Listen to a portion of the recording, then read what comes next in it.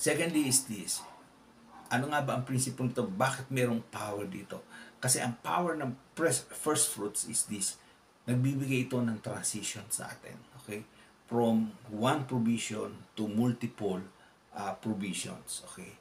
From one source to multiple uh, as provisions. Okay? Praise God. Sabi doon sa Exodus chapter 16 verse 35, the people of Israel ate manna 40 years. Okay? Till they came to a habitable land. They ate the manna till they come to the border of the land of Canaan. Praise God. Ang sabi dito is this, yung daw mga lumabas sa Egypt, yung mga Israelites, okay? Sila ay kumain ng manna for 40 years doon sa wilderness. Wala silang kinakain doon. Kaya nga, tawag dito, nagreklamo sila kay Moses dahil binigyan sila ng heavenly food, pero ayaw pa rin nila. Nagsawa sila doon sa pagkain ng manna. Okay. They have no choice but to eat manna.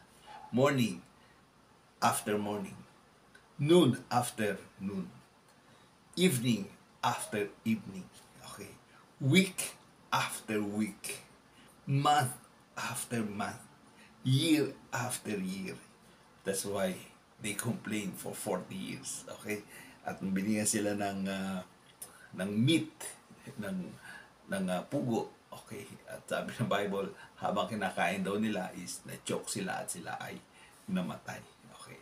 But thank God, nasabi dito is nung nakapasok na sila sa boundary ng promised land, sabi sa Joshua chapter 5 verse 11 to verse 12, and the day after Passover, on that very day, they ate the produce of the land, unleavened cakes and parched grain. The manna ceased the day after they ate the produce of the land. And there was no longer manna for the people of Israel, but they ate of the fruit of the land of Canaan that year. Okay. Number one is this. Okay. So, sabi ng 40 years. On the 40th year, nag-celebrate sila ng Passover.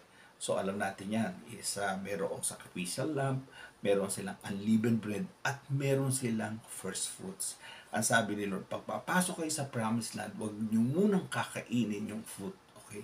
Ang gawin nyo muna, kumuha muna kayo at gawin nyo as your first fruits. Okay? So in other words, nung nag-celebrate sila ng Passover, meron silang sacrificial lamb, meron silang unleavened bread, at meron silang first fruits. Okay? Some of the detail makikita natin doon sa Leviticus 23, 4 to 14. Okay? On that day, ang sabi ng Bible, they ate of the fruits, they ate of the produce of the land, unleavened cakes and parched grain. In other words, pagkatapos nila ng celebration ng Passover, ano nangyari sa kanila? Iba na ang kinain nila. Marami nang minention dito. Produce of the land, unleavened cakes, at saka parched grain. Okay?